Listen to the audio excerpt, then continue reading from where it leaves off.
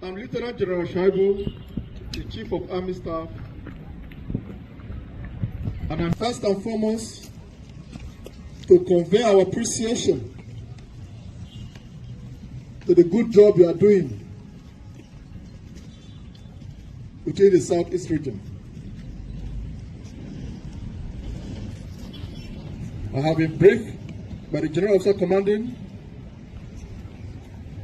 and he has told me how disciplined you are and how committed you are to the mission. I want to encourage you to remain steadfast, disciplined, and resolute as we carry out the tasks before you. The job before you, the job of soldiering, is a noble one, and you must continue to uphold our values, the Army core values. Obey your officers that stand before you in all legal orders they gave you, and come to do due diligence as you carry out your mission. I want to congratulate you so far, and the division in particular, for the successful conduct of the Anambra State elections. It would not have been possible without the professionalism you exhibited. Are you promising me you will uphold that? Yes, sir. Are you promising me that? Yes, sir. Good. Now the issue of your welfare of troops is top priority, and will continue to uphold the soldier first concept, which will go a long way in ensuring you having the welfare of your troops, the welfare of every officer and every soldier will be taken properly. So remain committed, resolute in the conduct of your missions and all assigned tasks. Is that clear? Yes, sir. Is that clear? Yes, sir. We are running short. We will work with you to build a Nigeria that is not corrupt. I bring you a message of hope.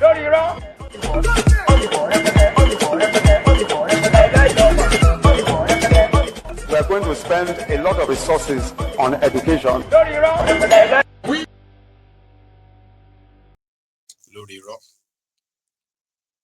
We wish them well, by the way.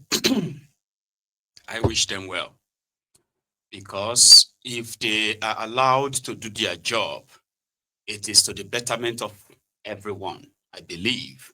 So what everybody wants is for them to do their job, get rid of the terrorists who have, shrunk the Nigeria's economy like beyond any describable kind of like, imagination. So we wish them well, or wish him well, and others. The people of Eastern Nigeria, especially Imo State, where the Nigerian government have militarized for years now, right? Under the guise of looking for the IPOB, in which they have further aggravated the entire security structure of the Eastern Nigeria. Politicians continue to arm so many of these drug-addicted young people. But because the agenda is to actually target young Igbos by these supposed government officials whose job is to provide security. Well, extortion of young people in Nigeria is very much not new, especially for those who remember what led to the EndSARS protest in 2020. Police harassment, extortion. There's worse and worse of such experiences that's still very much prevalent in the eastern part of Nigeria today.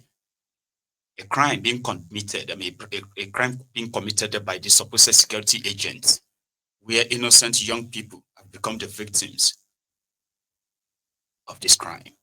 Here is, an AOP from Imo State, hearing or probably hearing or raising awareness on this pandemic.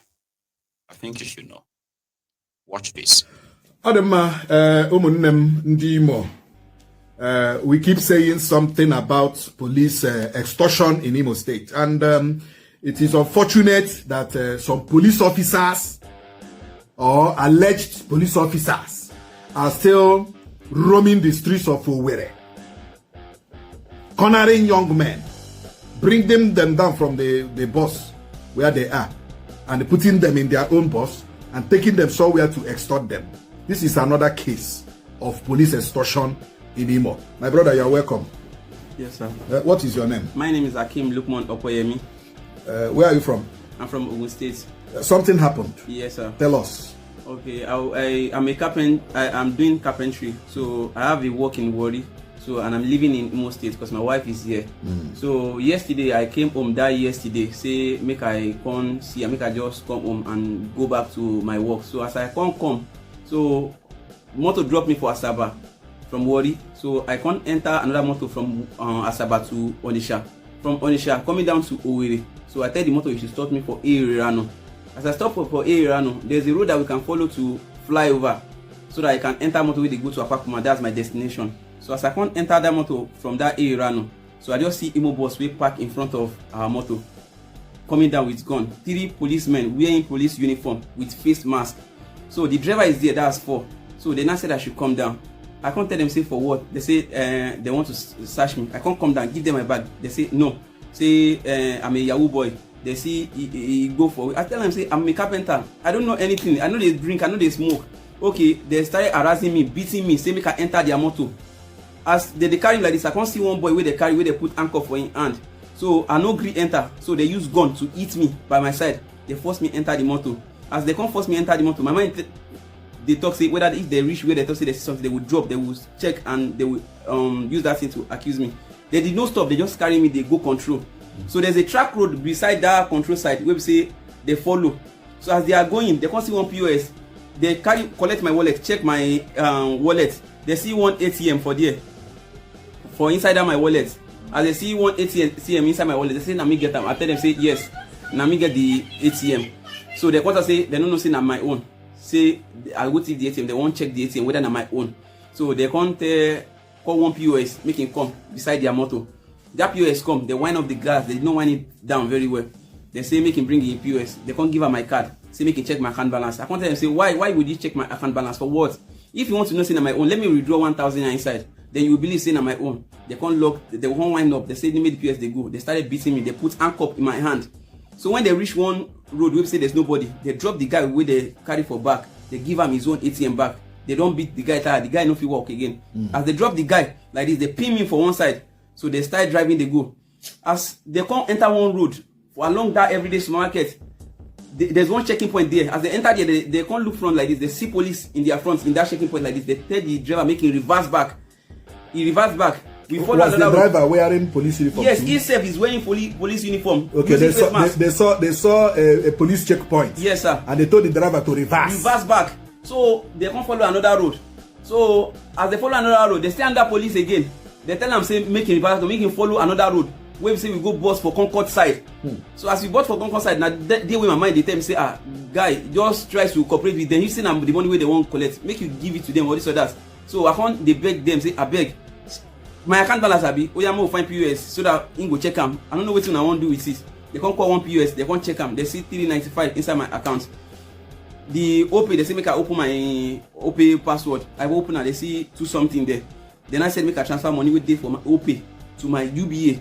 I transfer it. They call POS. They withdraw almost 495,000 inside my account. After they withdraw the money like this, they can't see another app again. They say make I open this app. That's PalmPay. I say this phone is not for me. This phone is my wife's phone because my own spoiled. I take his own, go there, and I don't buy another phone.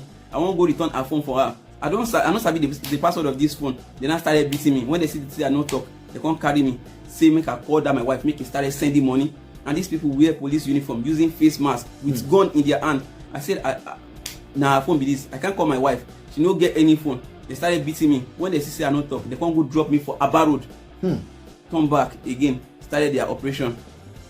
That's how it is that yesterday. So did you notice the kind of vehicle they were? Naimo was they carry. What color? What color? It's just Archie's color, plain Archie's color, and no plate number. No plate number? Yes. Do you have the receipts? I have all the receipts in my account. At which point, where did this? Police criminals. Now, right now, I bet you are possibly feeling like, what if they are not policemen? What if they are just criminals who are just extorting, kidnapping people and extorting them? What do you think, the way they operate? What do you think, or where do you think they got the idea of the operation from? Because the Nigerian police, SARS, and the rest of them, that is what they called raiding. Back in the days, when people are raided on the road, they don't drop them by the roadside, except if those ones know them very well to say, okay, you know what, let me give you something and let me go. They will take you to their police station. You will be dropped to the police officers at the counter, who will then register or book you. So for you to leave the station, you have to part with money, even if you have done nothing. If they found nothing on you. I have been a victim myself. And I think I've shared the story on this platform before, right? So that is how they operate. They operate.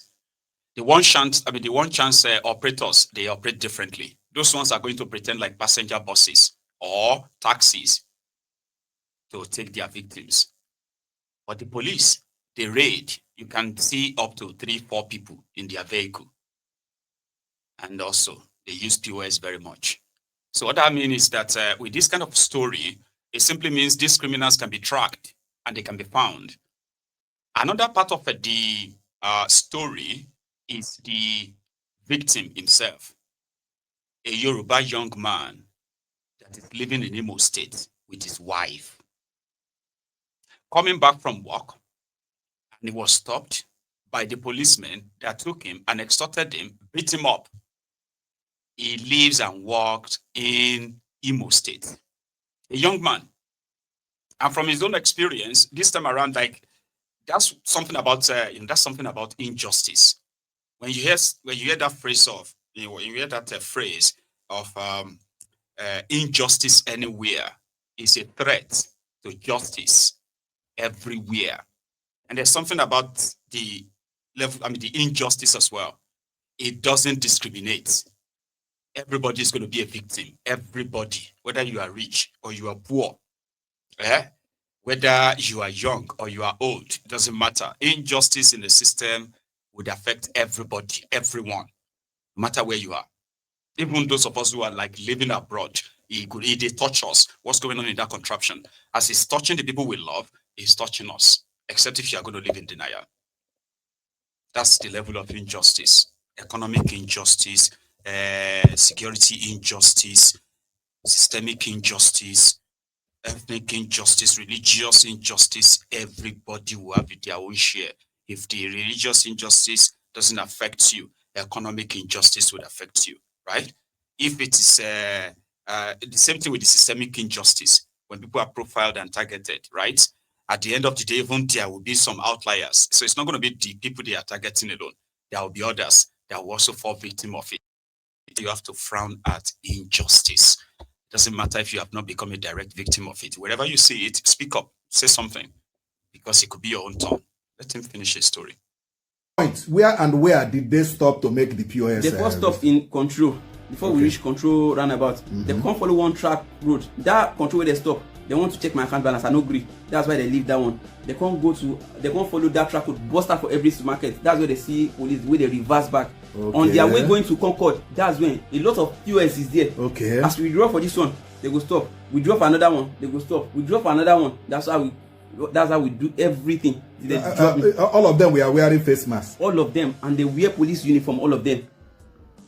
And they were carrying gun. Three of them carry gun. The driver, there's no gun with the driver, but he wear police uniform. What language were they speaking? Yeah, one is speaking Igbo and one is speaking English with me. Okay, are they dark or yellow, or can you describe their color? One is yellow and the rest are dark. Okay, can you tell us their height, as in fat, thin, or let's see if we can really identify these people? Those people that come outside, they know they're too fat, but they get body small. They wood come up. They don't have this this. No, they don't have. They just get body. They got body, as a person with they fat. Okay, that's how their body is. All right. Thank you very much. Because we keep saying this thing now.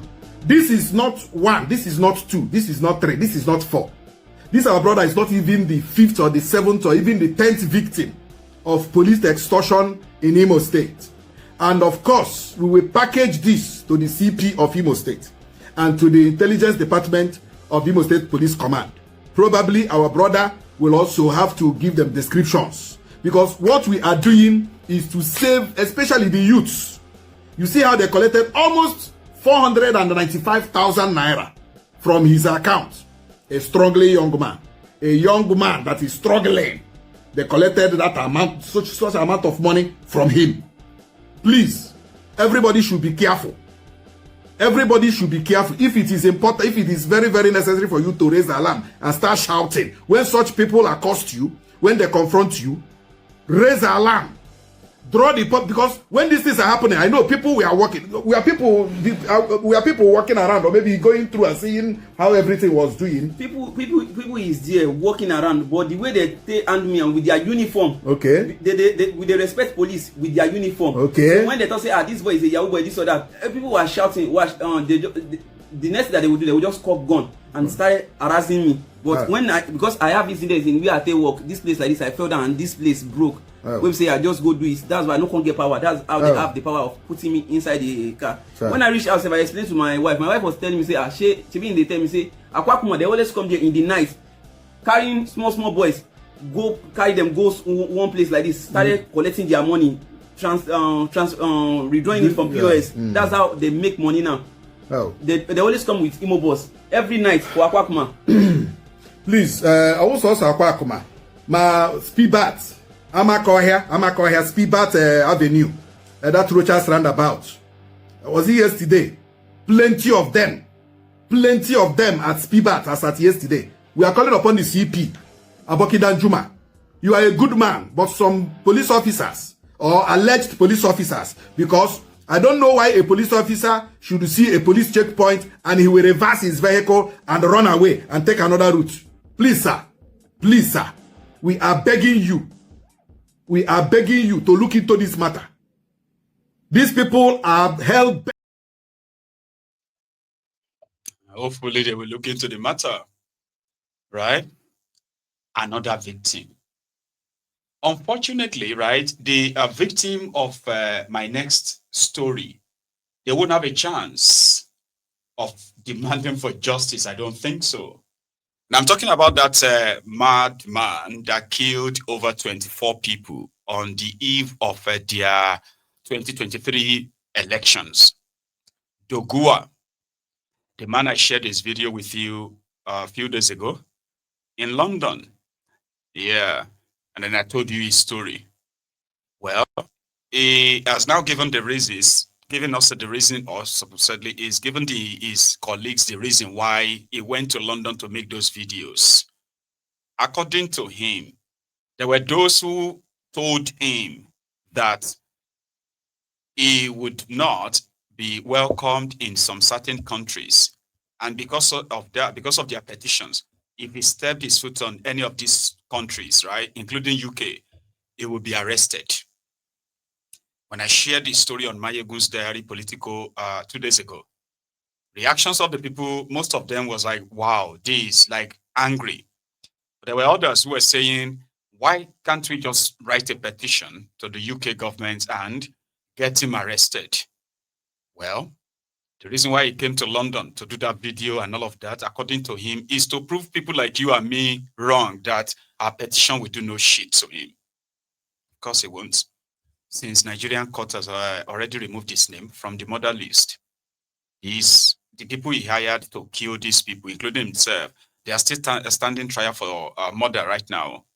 But Ogua is in his elegance, his elegance rather, right? With, according to him, with his 10 wives and 30 children. Listen to this. Right Honorable Tajuddin Abbas Ian Zozo. Mr. Speaker, honorable members, I rise by name as Honorable Alhassan Ado Dogwa, representing the good, the bad,